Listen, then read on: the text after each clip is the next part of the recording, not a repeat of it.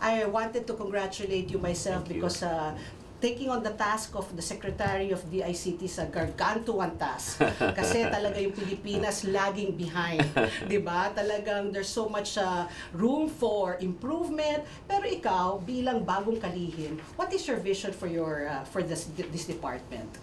So, great question. Nasa DICT. So, D, digital economy. So, we want to create more investments in the digital space in the Philippines. And once you have more investment, automatic na yun, more jobs. So, we're trying to estimate our baseline. Ilan ba talaga yung digital jobs? Tapos, ilan yung pwede pa namin gawin? Tapos, what we want is also a secure internet or cyberspace. So we're working double time in making sure that we have the necessary infrastructure to secure it. Pero what we've realized, transformation kasi, di ba? 10% technology, 10% process, 80% people. Okay. That's why we want to reach out to as many people and educate them on data privacy, cybersecurity, and make the country a safe haven for internet activity. Tapos meron din kami transparency in governance. So sabi nga namin, dapat ang serbisyo na sa e-service, pag e-service yan, mabilis at malinis. Malinis as in pulido yung proseso. So ang tagline namin sana is mabilis at malinis na e-serbisyo sa bayan. Oo. Tapos, just to cap everything up, gusto namin good vibes.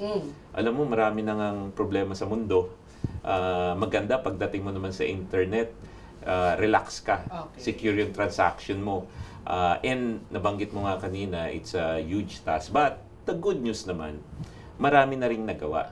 Pero marami pang kailangan gawin. And there's so many opportunities out there na if we play it right, we can use AI to leapfrog where we are at this point.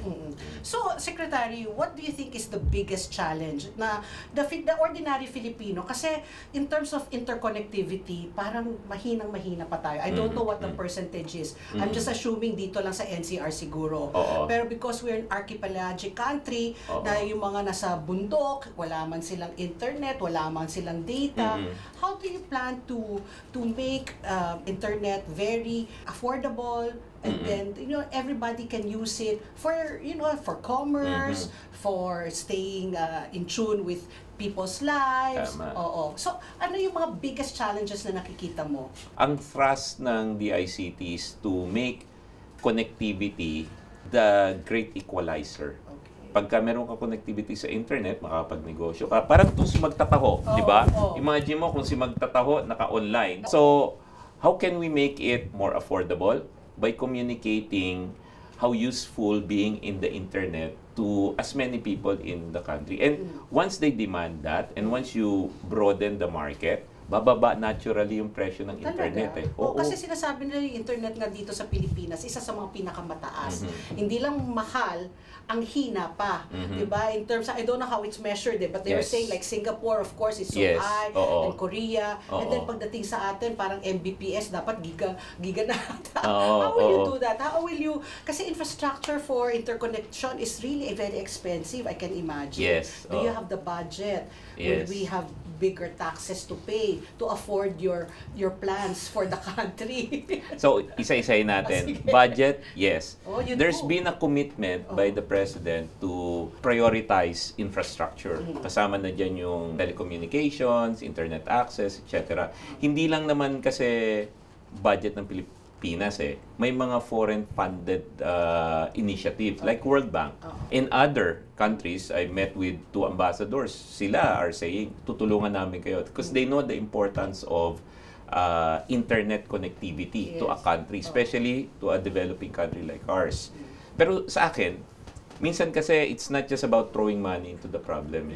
If you can bear with me, yung mga telco natin, maganda na yung ginawa nila. So, gumawa sila ng fiber. Maraming fiber na nagawa. If you look back prior to the pandemic, medyo may mga implementation ng fiber, Pero nung nagka-pandemic, halos lahat ng tao sa Metro Manila pwede magtrabaho sa bahay. So, yan, meron ng fiber. So, parang yan yung pyramid natin. Tapos, cell site. Yes. Kung wala kang fiber, meron ka ngayon cell site. And yung mga telcos ngayon, nangako sila, magbibuild pa sila ng mga additional cell site. Tapos, meron tayong common tower. Ibig sabihin ng common tower, yung isang tower, pwedeng ibang cell site. So, mas efficient na. Now, nabalitaan na natin yung mga low orbit satellite. Yes. Yan yung mga most common is Starlink. Starlink. Ang mahal. So meron na ngayon dito. Yeah. Pero as time goes by, bababa presyo. Kasi bago pa eh. Economies of scale kung marami na nagagamit. So pag titignan mo yung approach natin, meron ka nung fiber, yan, lumalaki na. Meron ka nung mga cell site. Meron ka nung low orbit satellite. Tapos meron pa ngayon yung high altitude satellite. So pag tinignan mo, lahat yan mako-cover na. So hindi malayo na darating yung araw kahit nasa sulok ng Pilipinas, kahit nasa dagat ng Pilipinas, magkakasignal na. And what is your time frame? Realistically, di ba? I mean, sabi mo nga, the infrastructure is there, the funding is there, but in terms of when can the ordinary Juan de la Cruz start feeling it? Kasi ngayon, sinasabi na free wifi, pero saan?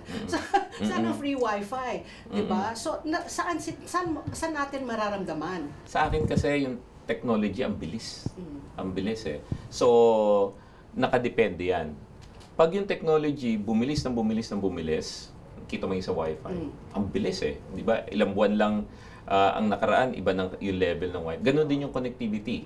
So sa akin, pag bumilis siya ng bumilis, at the same time, we do our jobs right in the ICT. Ramdam yan by the next 3 years eh. Talagang mararamdaman yan. Ang kampanya nga namin ngayon sa DICT, nung nakausap ko sila, yung digital, sa kalahatang Pilipino, parang hindi nila gets yung idea ng digital. Alam nila may digital, pero mas gets nila Facebook. Mas gets nila social media. Pero digital yon. Yes. So, ang challenge namin is to make the mainstream Pinoy like yung sales lady matututo na mag-online. Alam mo, may mga course na tinatawag na digital media management. Pwede silang magbenta online, kikita sila. Influencers, alam na natin. Hindi mo na kailangan sabihing digital yan.